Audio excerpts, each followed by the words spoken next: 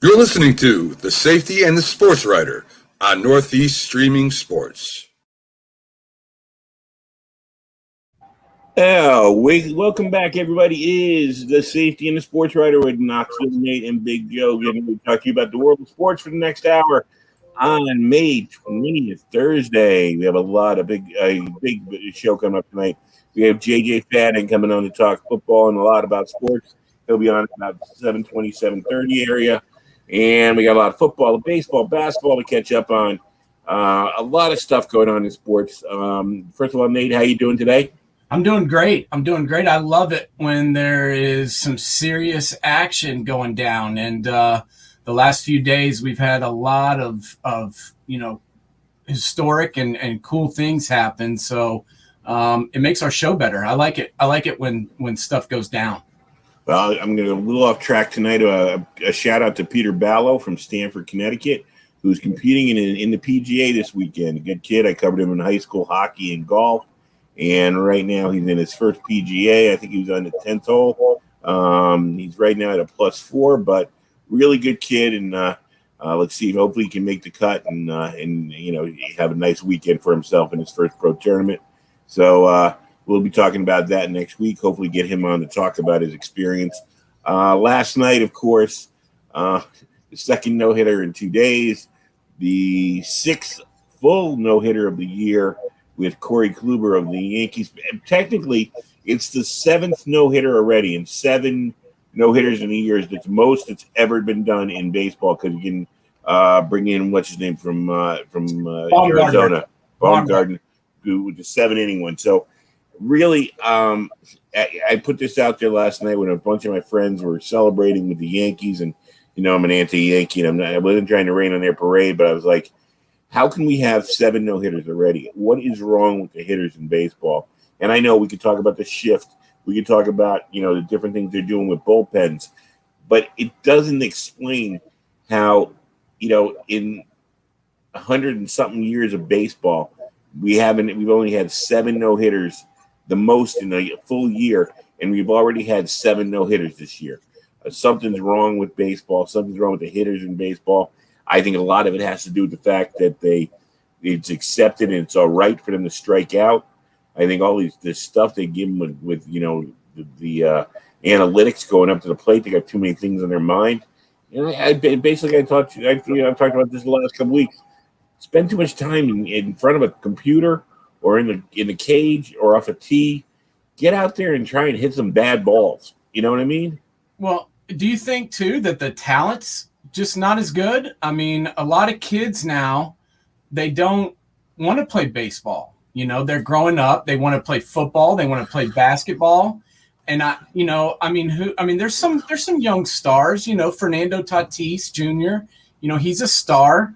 Young budding superstar in the making. I like Vlad Guerrero Jr. There's some young guys, but I just don't see the multitude of superstars coming in to replace all the guys that are getting older. Well, I agree with you that there is a certain percentage that, first of all, at the high school and college level have been lost to lacrosse. Lacrosse was never as popular as it has become in the last 20 years. So you lost a lot of good athletes to lacrosse. Plus, a lot of guys are foregoing playing, baseball because they would rather, concentrate on their main sports, whether it be basketball or football. So, yeah, you've lost a percentage. But still, it's not like we're seeing, a bunch of guys that look like John Kruk, walking up to the plate. I mean, these are fine-tuned athletes, maybe too fine-tuned. Maybe they got to get out of this training like they're playing football and start training like the old-time baseball players used to do about flexibility. But it just strikes me as, and I'm somebody who roots for pitching duels. Yeah. Last thing I want to see is be watching games that are like softball scores. I don't want to see 15-10. I don't want to see 9-6 every night. But to have these games where the pitchers have such an advantage, and these guys are striking out on an average. I think there's 20 strikeouts in an average game between the two teams. That's just ridiculous. Yeah, no, I mean, I'm all for pitchers duels. I mean, I'm all for seeing no hitters and things like that. I mean, I think it's cool, but 7 no hitters, before I mean, we're in May. It's May 20th, and that's just crazy to me. And I'm not 100% sure why. I mean, I know we're throwing out theories. Bob Fricozzi had his theories. I mean, I think he knows more about baseball than I do. But, I just don't think the shift is why no one can get a hit anymore. I just don't think, the specialization of pitchers, I think, makes a little bit of a difference. But as you saw, Kluber went the distance. And so it's not like they were using the bullpen to help the no-hitter. I mean, I don't really know the answer, but there's definitely something wrong why people can't get a hit. We got a comment from Justin Wright who says that Trevor Bauer came out saying that there's substance on the baseball. Yeah. Of course, Trevor likes throwing those things out there, but hey, everybody thought that the Astros weren't cheating and to be cheating. So hey, I'm sure. You know what they say? They say if you aren't cheating, you ain't trying. Hey, baseball is known for cheating, so that very well could be. That could be it. I mean, who knows? They do like to cheat, and they've been gotten pretty good at cheating. So maybe that's it. Who knows? Yeah, we'll have to see. I mean, but I just don't. It is distressing when you see these so-called sports stars that are, and you have so many people hitting around 200. You wonder what the rest of the summer is going to be like. Yeah, I mean, I don't want to see like 50 no hitters. That's something that I don't really want to see. Even though I like pitchers duels and I like to see good pitching. I think offense is okay too. You know what I mean? Exactly.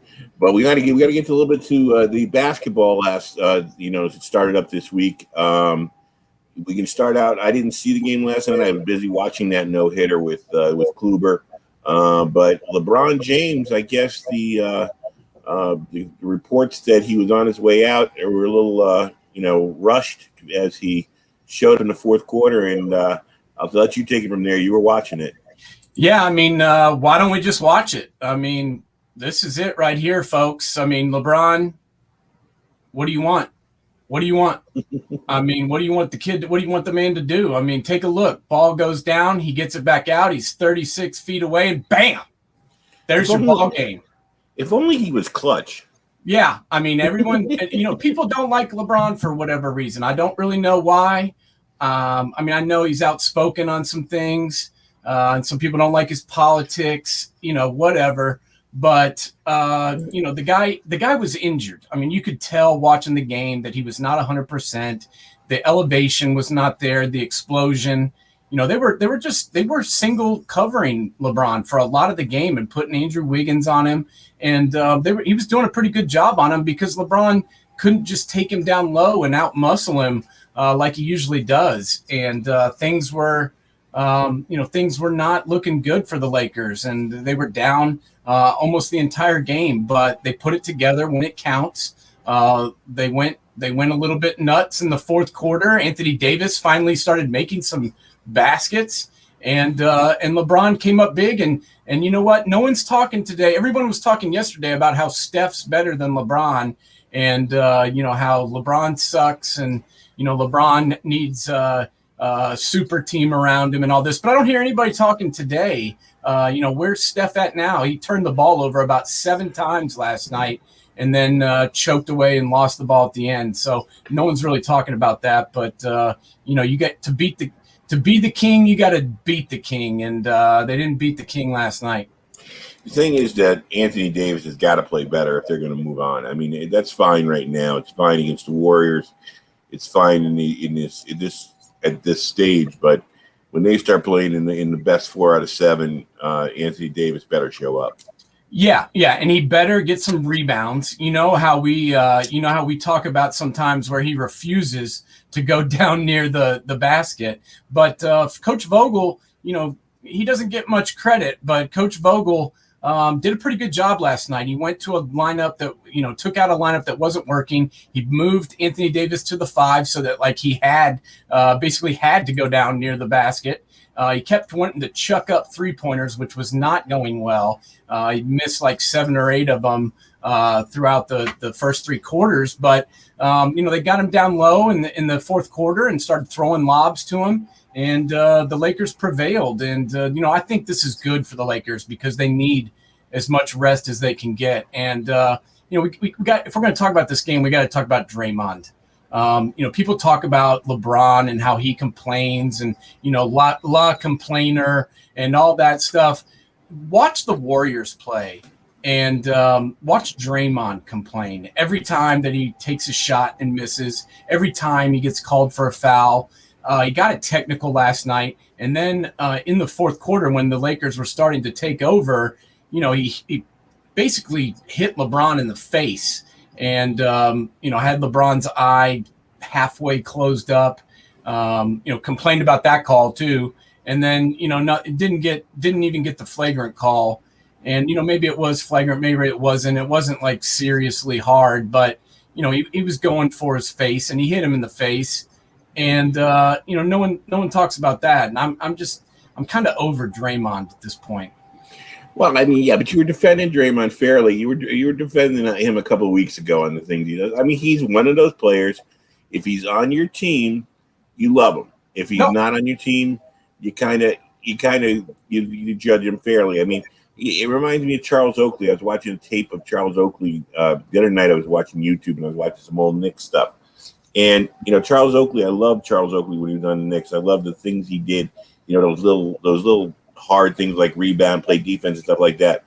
But then you see him getting into fights and the bad Oak, and you're like sitting there going, do you know when to turn it off? Yeah. You just know when to turn it off. I mean, there are guys that you can play that game, that agitator game, especially in the NBA. It works. It works having an agitator out there. Somebody can get underneath people's skin, have them play against their normal game, commit stupid fouls, get them out of their sync, their rhythm. But there are guys that don't know how to turn that off, don't know when, okay, the referees are starting to watch you. They're starting to call against you. Turn it off because now you're hurting your team. And that's where Draymond doesn't have that off switch. And you're right. I was talking last week. He's a really good defensive player. He really is. He likes one of the things that was causing the Lakers so much trouble in the first half. Obviously, LeBron and Davis are still trying to get in the groove, and it took them a while to do so. But you got to give credit to the Warriors defense. They came out with a plan. They executed that plan. They played very hard on defense. And, the Steve Kerr had a good defensive strategy set up, and it worked. But I just get sick of the complaining to the refs about every call. And I know LeBron does do it sometimes, and that bothers me also. But, he's also one of the greatest players of all time. So, he's going to get his calls. And usually what I like about when LeBron complains, usually the ref changes the call. Or, if there is no call, all of a sudden there is a call. So, there is some benefits to being one of the greatest players of all time, which Draymond is not. It happens in every sport. You don't even watch. You watch hockey. One of the stars gets nipped a little bit. Oh, that's a penalty. In baseball, they get the fourth strike. We all know what Tom Brady gets. I mean, it's the craziness of it. Oh yeah, it's just like watching Tom Brady playing quarterback. If if there's an incompletion and the ball hits the ground, that was interference. Pass interference. Flag. And usually about 5 minutes later, the flag goes flying over Tom's shoulder. Exactly, because they just found it. Jason Tatum, here's the guy. Great night the other night. 50 points, fantastic. Before we get into the Wizards and Russell Westbrook, doing his usual playoff disappearing act, I guess it's good he's on the Wizards now. It's like kind of a magic act. But it's just that, Jason Tatum, this is where you're going to look back on this season now, and all those days he took off and stuff like that is he to get to the next level? He can't just show up when the it's great that he shows up when the lights are the brightest. But you got to show up at those games in December too. You got to show up to those games in January. You can't just. I know everybody's into load management, but I think he took too much load management this year, and that's what really hurt the Celtics in the middle of the year. What do you think? Yeah, I mean, I don't know. I've talked at length about how the Celtics were a disappointment. I think they've tried a couple different combinations. They tried bringing in Kyrie Irving. That didn't work. They sent him out of town. They brought in Kemba Walker. We're not talking about it, but Kemba had a really damn good game too against the Wizards. And one of the reasons that the Celtics were able to win was because Kemba Walker had 29 points and, was also throwing out dimes. So, I think that's part of it. I think, I think Brad Stevens, he's still trying to find out who he is as an NBA coach. I mean, I really think he does. I think he struggles with, who he is. Is he an X's and O's guy? Is he a player's coach? I think he's still trying to figure that out. And he better figure it out quick, because the Celtics, if they go out early again, I don't know. I don't know if they keep him around. But I must say, Jason Tatum was the best player on the floor. The other night, he was the reason that the Celtics won. Jaylen Brown, their other superstar, did not play. But let's be honest. I mean, the Wizards had no answer. It didn't matter who was guarding Tatum. It didn't matter what kind of defense they were running. They could not stop him. And he was amazing. He was. And this was a game where you figure, or Westbrook and Beal, this is a good matchup for them, and for them to not be able to do anything or not win this game, that's a big disappointment for them. I know that overall they came from a long way back to make the playoffs, just to make the play in, I should say.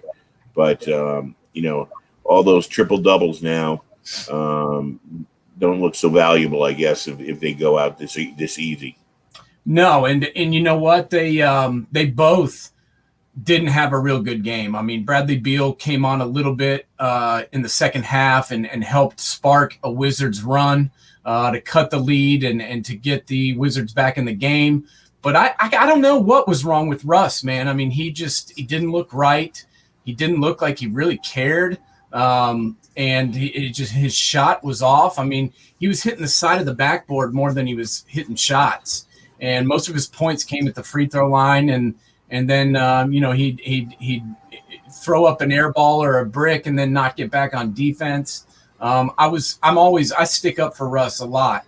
And I always talk about how, he gets a bad rap and all this. But I've got to be honest, I watched the entire game and I was not impressed with the game plan of the Wizards. That's the old OKC coach over there. Brooks. Coach Brooks. And I wasn't real impressed with their game plan, and I wasn't real impressed with their effort.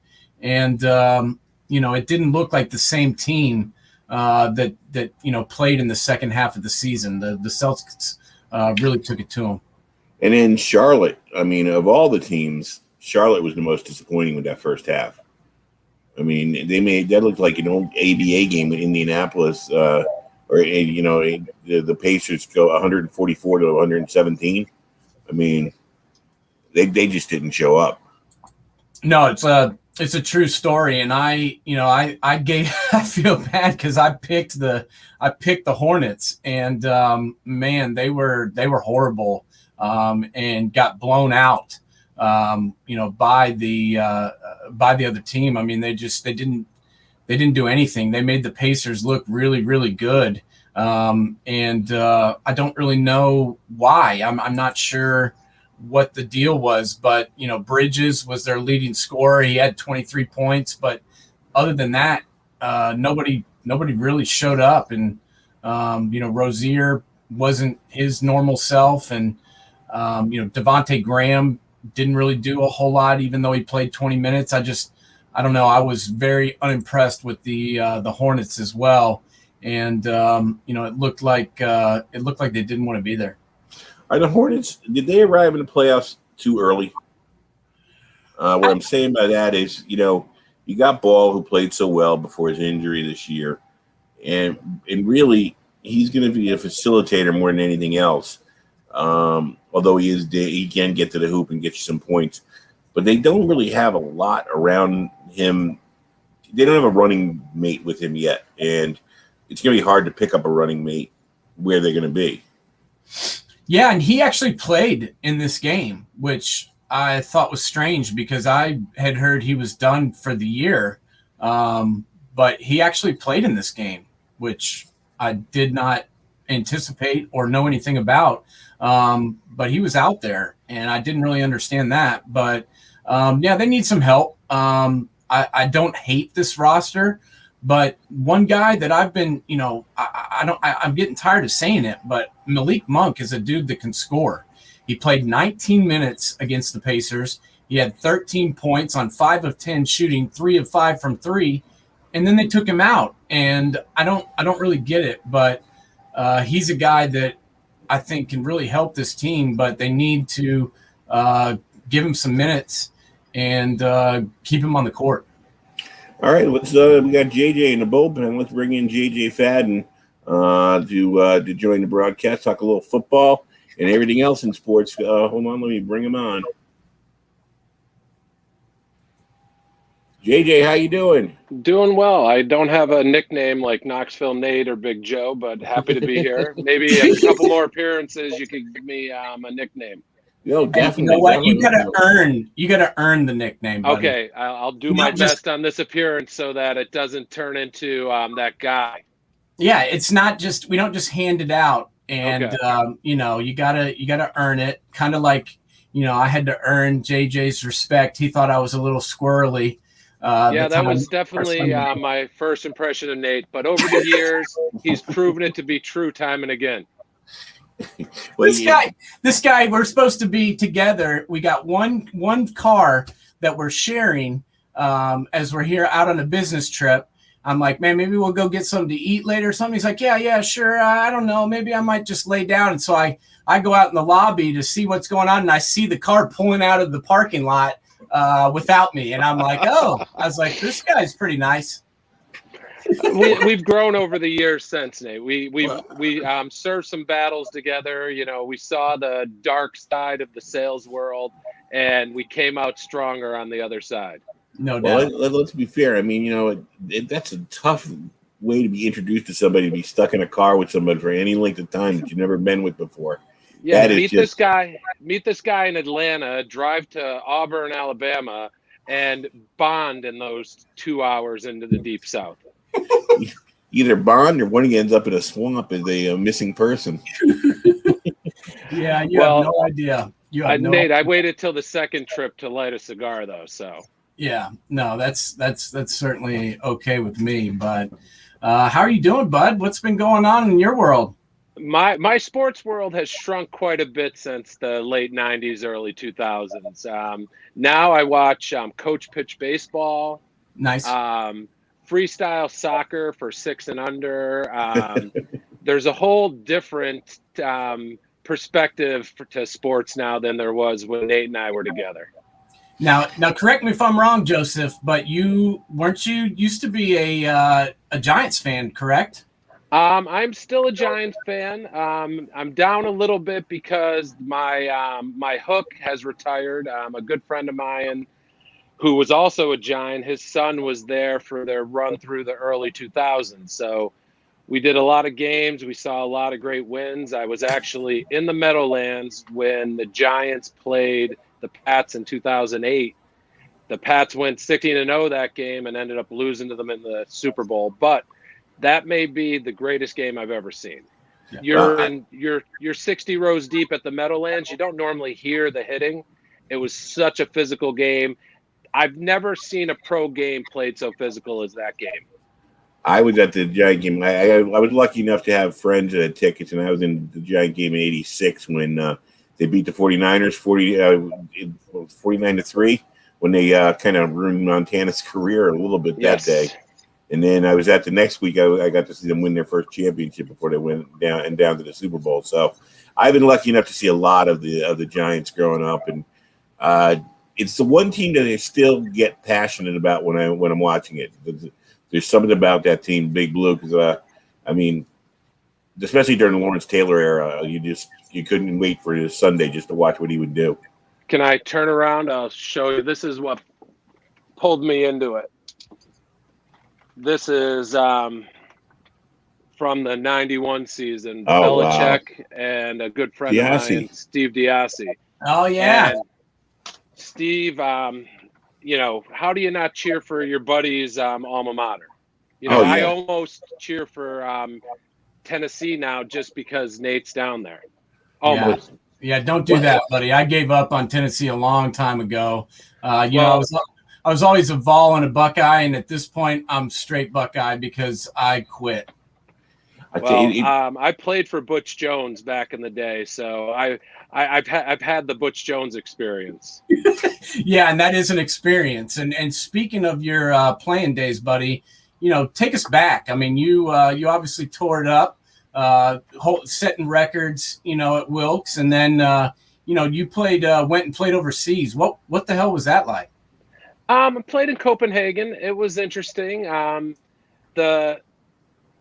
I describe it as a hybrid between, you know, Saturday afternoon softball and the chance for like a head trauma. So there's a lot of like the thing that I've always, as I talk to people through the years, even guys that I coached with, you know, between Division III and Division I, they have no idea that American football, especially in Scandinavia and Eastern Europe, Germany, France, anywhere that American troops were after 1944, football is a thing that they love over there, and guys are playing it, and it's experience that I'm better for having had it. But at the same time, every once in a while, you'd look around just like that guy who doesn't want to come off the end of the bench. They're there as much for the social as they are for the contact and the injuries. You know, when you're over there in Europe, of course, I mean, I just in a comparison, we over here, we watch, some of the soccer that goes on there, but we always look at it as like that's a European game. They're more accepting of American football over there. They really get into it. They do. And you know what? It's like anything. Like you guys just did 20 minutes on pro basketball, and I live 4 blocks from the Boston Garden. And that was as close to a season wrap-up as I've gotten on basketball. But, you know, I'm right in the thick of it. So they go out of their way for American football in Europe. Having, again, traveled to see the Giants play in London, seeing the Patriots play in London, it's an experience where, you know, if we went into the Meadowlands together, we'd all be Giants fans, and then there'd be, you know, a quarter of the crowd would be cheering for the other team. When we went to Wembley Stadium a couple years ago, every uniform known to the NFL for the last 40 years was on the backs of those people. Didn't matter, NFC, AFC. You saw jerseys. It's almost as impressive as Nate's game-worn jersey collection. Almost, but not quite. You know, we're watching the Buccaneers and the Patriots play, and the guy sitting next to me has a Green Bay jersey on. The guy in front of me has a Bears jersey on. They just love football, and that's the segment of the population. Unlike me with basketball, there's just guys out there that really enjoy American football. Did you see any cheeseheads? Oh, no cheeseheads, but there was a lot of Pirates that day against the Buccaneers. Well, no, and that's where I wanted to go with this was, you know, they used to have the old NFL Europe, and I actually really liked the NFL Europe because I'm crazy, and you know, I'll watch Montana versus Fresno State at 1 a.m. because I'm football sick, but I thought it was cool how it was kind of a developmental league, and I thought that kind of got people involved into the NFL and kind of got them attracted to it. And then recently, obviously, as you mentioned, going over to Wembley, you know, they've been having these games in London. I'm not sure where they're going with that. Do you see a team ever going over there and them having a team in London, or where do you think that'll lead to?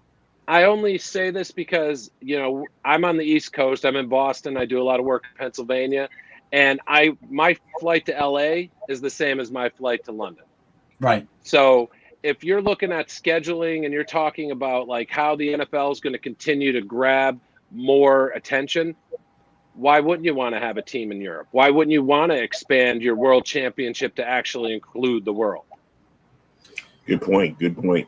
Hey, one of the things we're looking into a little bit, we're trying to expand. We started up last year, and one of the things I'm very interested in doing, and you used to coach in the league, is the Ivy League. It's kind of overlooked.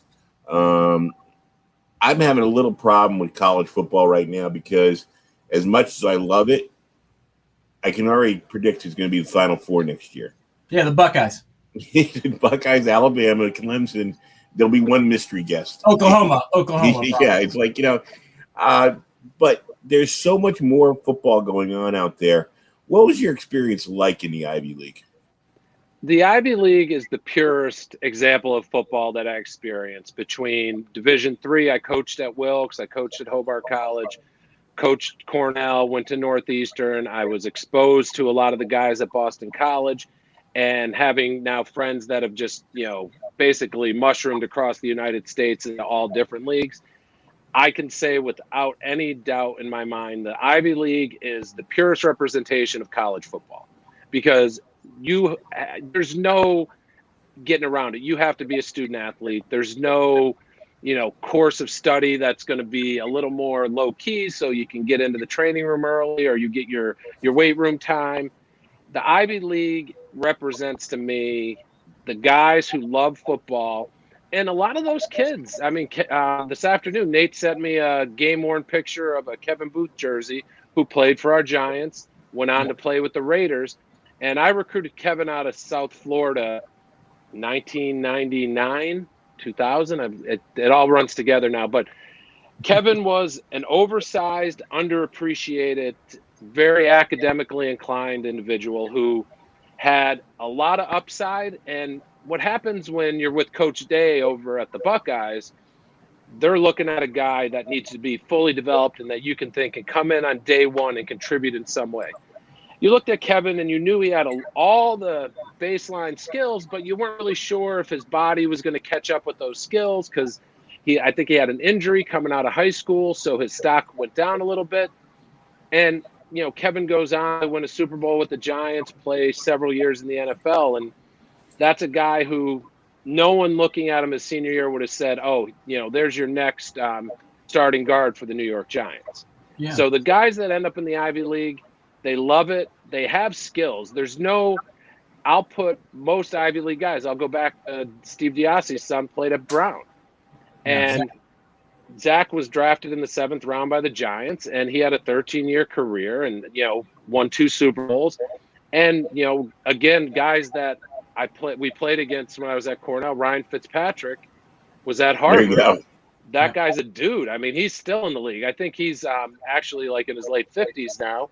But, Fitzpatrick's been around forever, and he's played his cards right. And because not only is he an athletically gifted person, he's academically, and he's just got an intelligence that when you apply that to the game, you can extend your career a little bit more just because you can walk into any quarterback room in the league and pick up what's going on pretty easily. Yeah. He's on a different team every year. And, by the end of camp, he's the starter. And usually they always look for a reason to get rid of him and get him out of the lineup and, ship him out of town. But then he ends up on another team the next year. And a guy that, I always like and I think about when we're talking about this is the tight end for the Super Bowl champs, the Tampa Bay Buccaneers, Cameron Brate. He's a guy that came out of Harvard as well and really didn't get a chance. Didn't get drafted, wasn't even really signed as a free agent, but got a tryout. And, like you said, showed off his skills and showed off, how smart he was and ended up making a roster. And hell, he's going in his 9th season. So I think there's something to be said for that. Well, as I was thinking about this interview coming up today, when I was at Cornell, Dave Archer was a player who is now the head coach at Cornell. Yeah. So, there are guys that get into Ivy League football tend to have a love for the game beyond just, I need a scholarship. It's a means to an end. having coached scholarship players, for every kid that had a pure, Nate and I played Division III. There was no even, conversation about going to the next level, but we loved to play football. Where I feel like sometimes the enjoyment of the game gets drawn out of those players that are scholarship players because it almost becomes a job and a business. Yeah. And when you have to, we've all had 8 to 5s, and when you got to grind it out every day for something to get that paycheck, which is a scholarship, or sometimes even just meal money and being able to survive or, pull yourself up to the next spot, you forget about how much you love football. Where in the Ivy League, those guys, we always had a saying, you have a pretty good chance of playing if you show up. Because their academic burden was so high, because they had labs at 3:00, because they had to leave practice early for a night class, that the guys who were there had a chance to play just simply because they were there. Well, the other thing I like about the Ivy League is the tradition remains. The rivalries, it's an 8-team conference, and each team wants to beat each team because winning the conference is so important. I remember growing up, the big rivalries we used to look forward to, Nebraska and Oklahoma. They don't even play anymore. They're not in the same league. Crazy. It's all these guys are jumping leagues. They're doing this, doing that.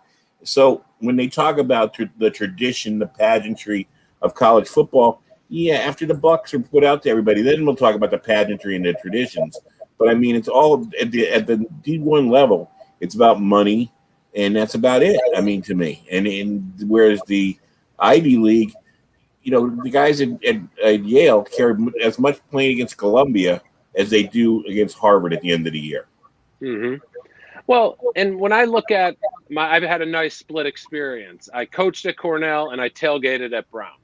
So when you're a coach, you only get to go to the post game if you've won. But when we were going to Zach's games at Brown, the tailgates were, feasts. And there was alumni represented at those outings that, came from overseas, cross country, every week just to see a Brown football game.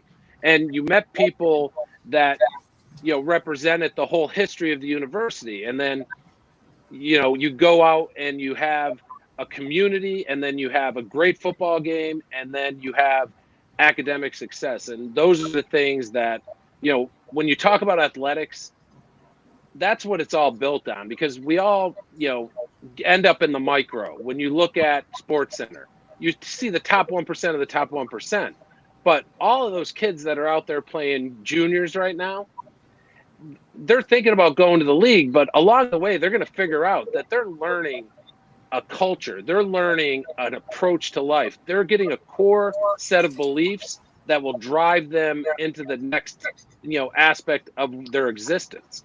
And if they end up being in that 1% of the 1%, good for them. And that's, something that you can really hang your hat on. But the reason that sport endures is because it teaches us how to be better people. It helps build up the culture. It helps perpetuate work ethic. And, I say to my son, who's literally 6 years old, I'm like, okay, have a good game, try your hardest, and lift up your teammates. And that if he comes out of all of sports with those ideas refined, he's going to be a fantastic employee. He is going to be a leader. He will be someone that you want to be around and that you want to work with. So back to the beginning aspect of this question, Ivy League nurtures those ideas much better than we see in a lot of other places. Yeah, when I was covering a lot of high school sports in the Northeast. I live in Connecticut, and I'd have parents come up to me, and they'd be talking about their sons or their daughters, and I'd love to see them play D1. I say, go where they're going to play. Yeah. Would you rather them be a mannequin on a sideline? Because remember, these guys, as well as I do, better. You guys were, dealing with the top level of college football. They're making promises to one quarterback one afternoon. Next afternoon, they're at another quarterback house making the same promises. And they're stockpiling talent. And that guy your son may never see the field. I'd rather see my son go to a place, even a UConn or even something like Sacred Heart or something like that where he's going to play You want to play. You don't want to be sitting on the sidelines just watching people.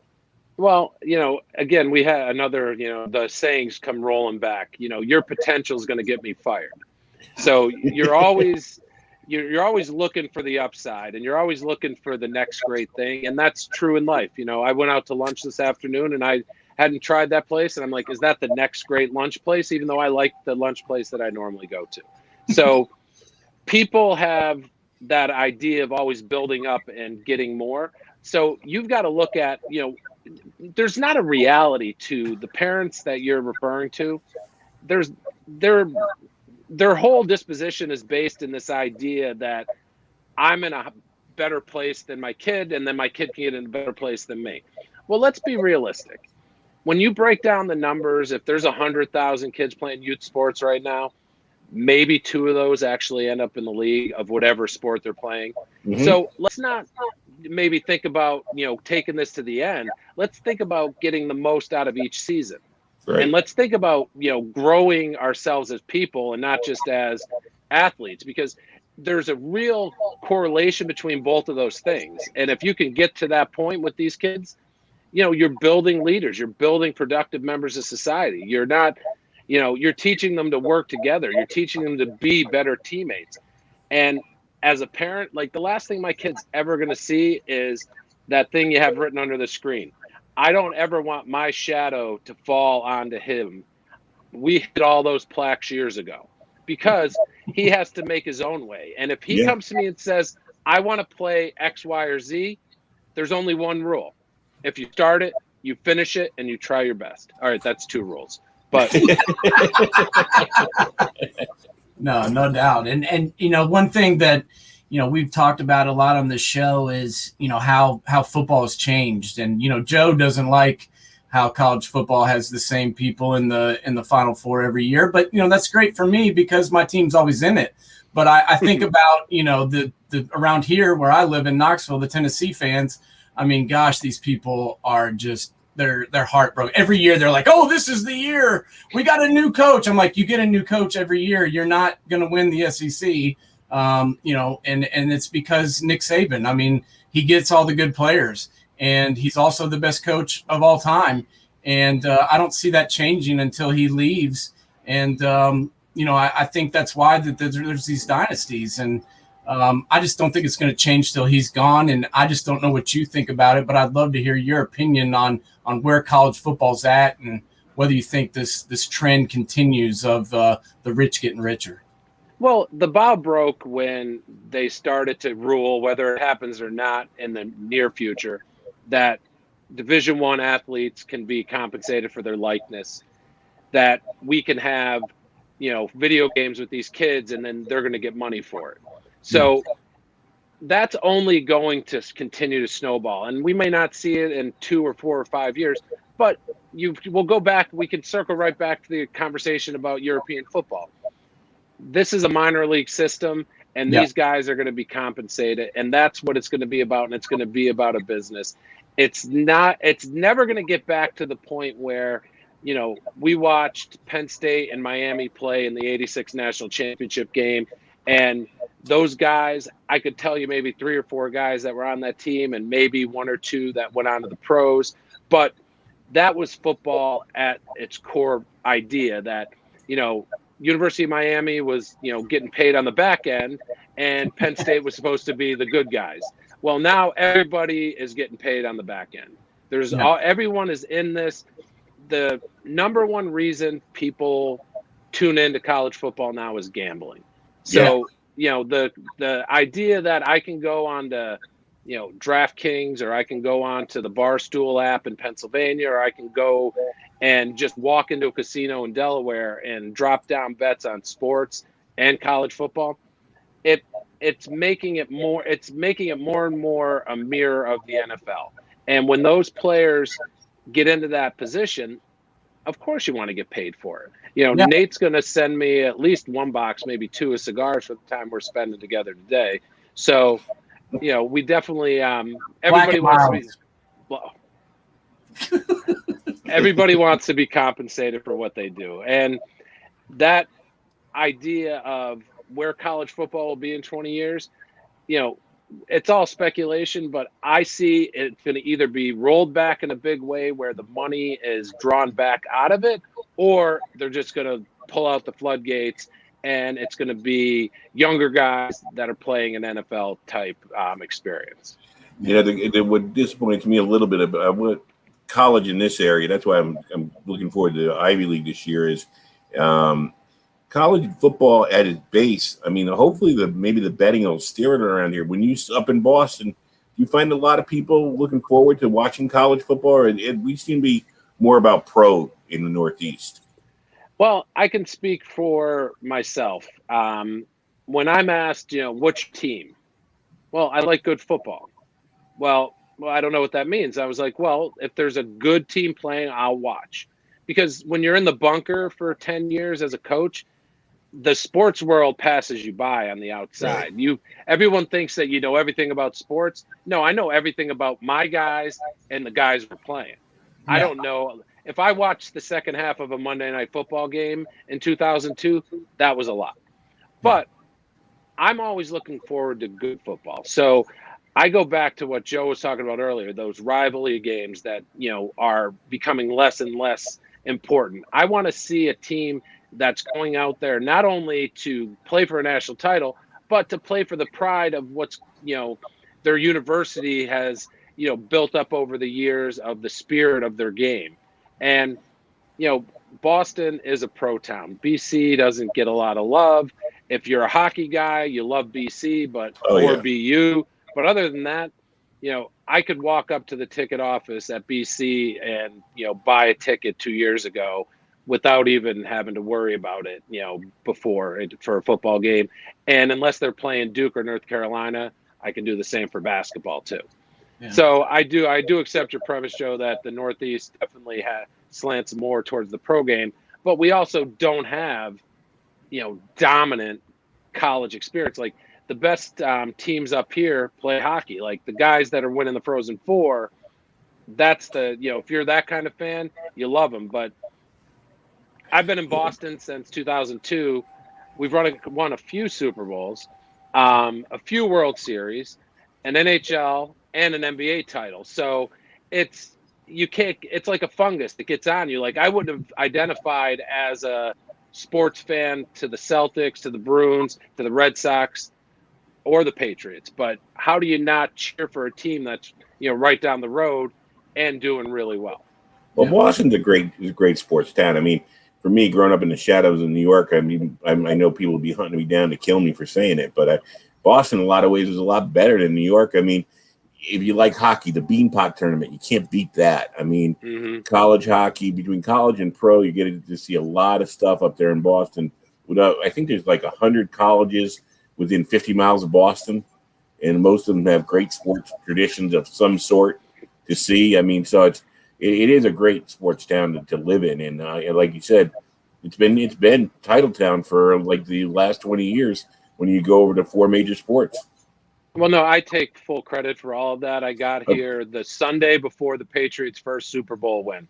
So then he broke the curse of the Bambino just by being there. Just by being there. I mean, I remember when Pedro threw Zimmerman off the mound. I mean, like that's my first Red Sox memory right there. Don Zimmer charging Pedro, tossing him off the mound. I'm like, got to cheer for a team that'll do that. You gotta love an 80-year-old man who still will go after a guy 50 years younger than him. I forgot about that till right now. Oh God, that's a fantastic video clip that if anyone hasn't seen it, I will be on YouTube in 6 seconds showing you that clip.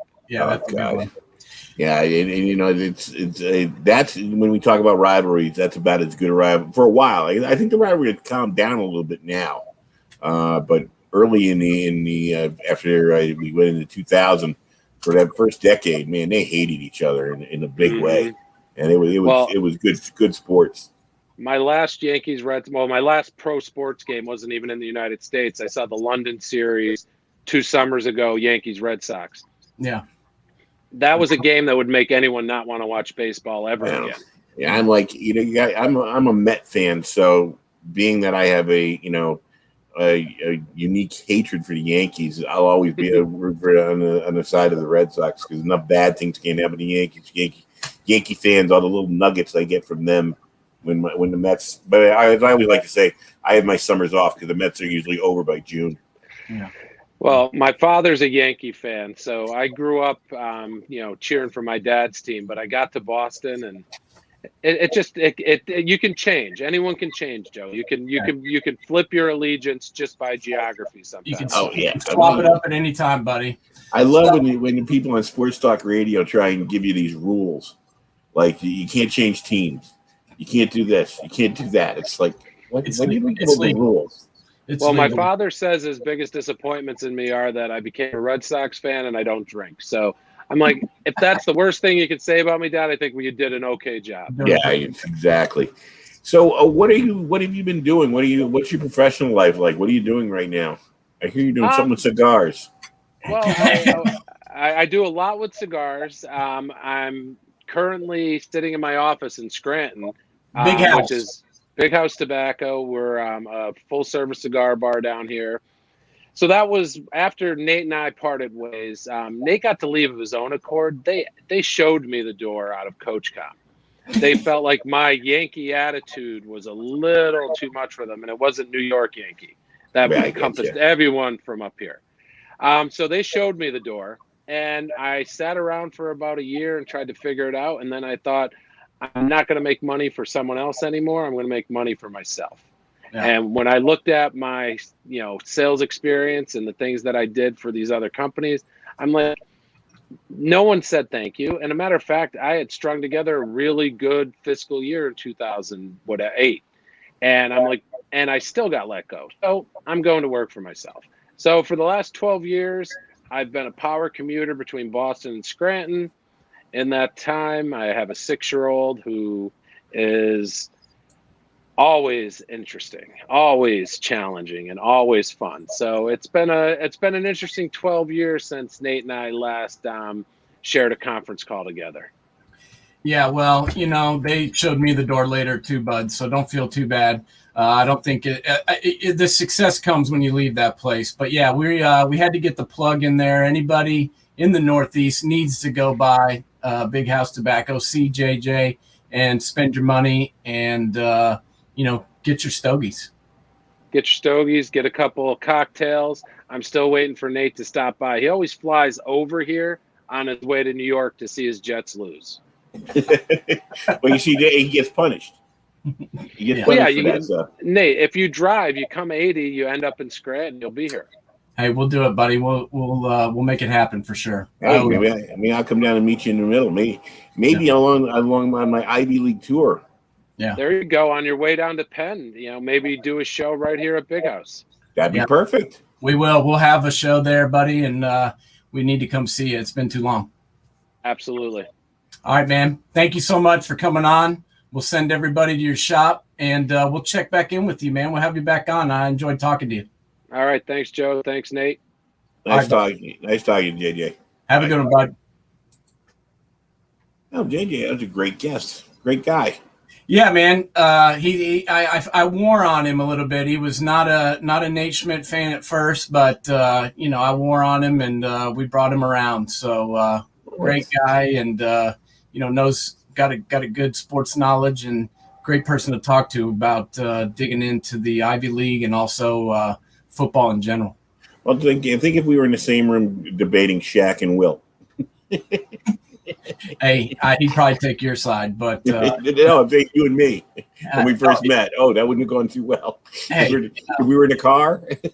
Hey, man, I can get along with anybody eventually, but first impressions. I'm not that big on that, but I know you can get along with anybody, but I hear you got something. You told me before the broadcast you had something on your mind that's bugging you that you want to get off your chest. So we got about 6 minutes left. Let's go for it. All right, I got a problem with Zach Taylor. I really do. I don't understand. I guess this may go back to my love affair with Marvin Lewis. I just loved Marvin Lewis, the man. He's a great coach. People forget that he led the greatest defense in the NFL history, or one of the greatest defenses. When he was Rex Ryan.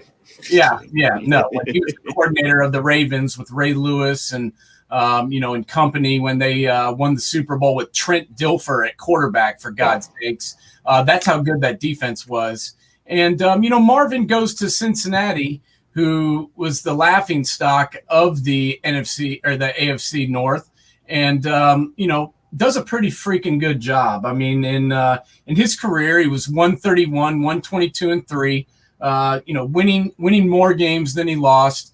They had a couple of rough seasons, but that's, what's going to happen when Mike Brown is making your personnel decisions. Yeah, we need the cheapest team in football. Exactly. And he still figured out a way to win.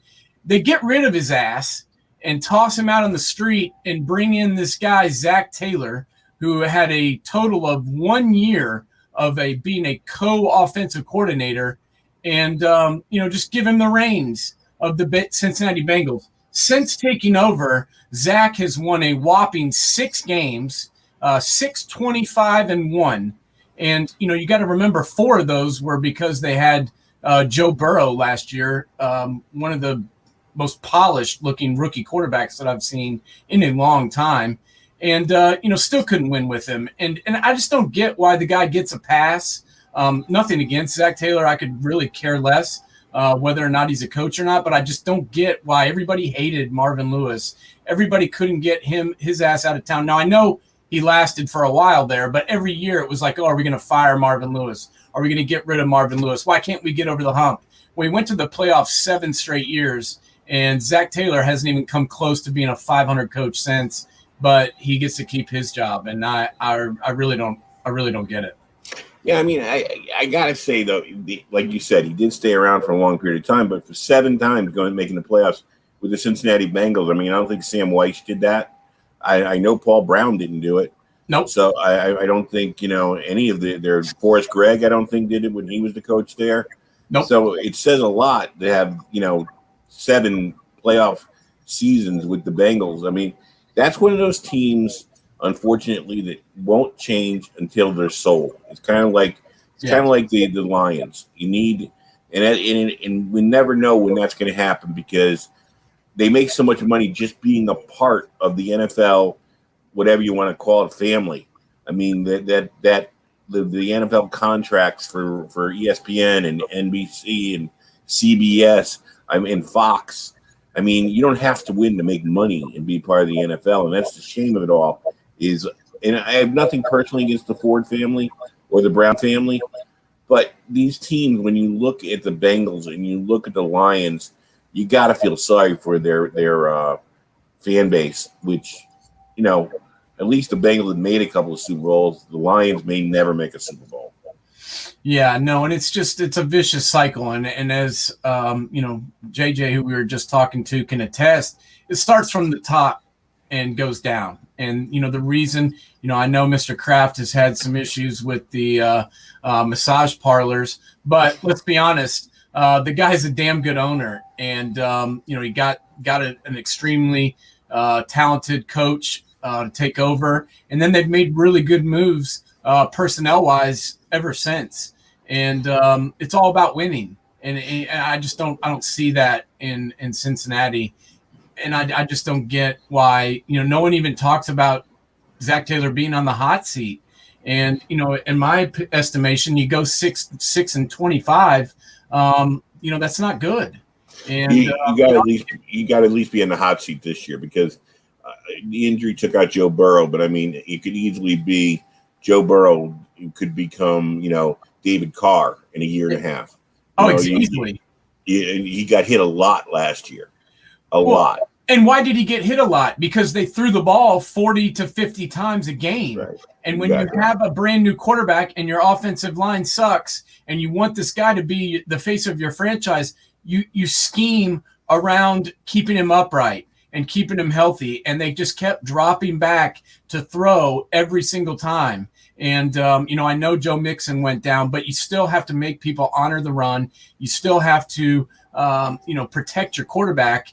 And they failed to do that on many levels. And that's why Joe Burrow went down with the injury. And I hope that he's okay. And I hope he comes back and is the same type of player. But who knows? And I just have no faith in this guy leading a team to any level of success, considering he's never done it. He's never been a head coach in his life. He was the co-offensive coordinator for, half a season. And then just kind of got this job thrust upon him. And in my opinion, he wasn't ready. And he hasn't proven you wrong yet. So, no. All right. Well, we're gonna take off out of here. Thank JJ Fadden for joining us. We're definitely gonna have him on again. Big House Stogies. If you wanna stop in, have a nice adult beverage and a cigar. They always got really good looking ladies working there too. So JJ knows what he's doing. He's got the best cigars you can buy. He's got top shelf liqueur, even though he doesn't drink. And he's got good looking ladies. So hit up Big House Tobacco. You can also order online. So, order it up and give JJ your money. And we'll have him back again. And another shout out to my man, Peter Ballo, in his first PGA, his first pro golf event. Hopefully he makes the cut and plays through the weekend. But either way, I'm proud of the boy for getting out there and qualifying for his first big time golf tournament as a pro. Hope he has a great weekend no matter what the score is. He's already a winner for me. Again, we hope baseball, we'll be back to talk that. Basketball, football, everything next week. We got our guest coming up on Monday. Yes, Monday we are going to have Jonathan Wade, cornerback out of here in the University of Tennessee. Also played in the NFL for 5, 6, 7 years. Played for the Rams, played for the Dolphins, played for the Bengals. Also ran track at Tennessee and was on was an all SEC football performer, and also won the SEC championship on the relay team. So this guy is a tremendous athlete, was a tremendous football player in college and in the NFL. And now he uses his time to help the youth of America, learn the game of football, because not only was he good at football, but he loved it. And he really gives back. So we're looking forward to having Jonathan Wade on the show on Monday. He's going to join us, and we're gonna talk some ball with him. All right, people. Thanks for tuning in tonight. The people who sent us messages, thanks for being part of the show. Hopefully someday soon we'll be able to take phone calls. Thank you again to JJ Fadden. To all our fans of the Safety and the Sportswriter with Knoxville Nate and Big Joe, have a great weekend. Hey, we're back to normalcy. Most people don't have to wear masks anymore. So we're a step in the right direction as the summer approaches. And we got a lot to talk about as we're heading into there and back around to football. Everybody have a great weekend. All right. Adios.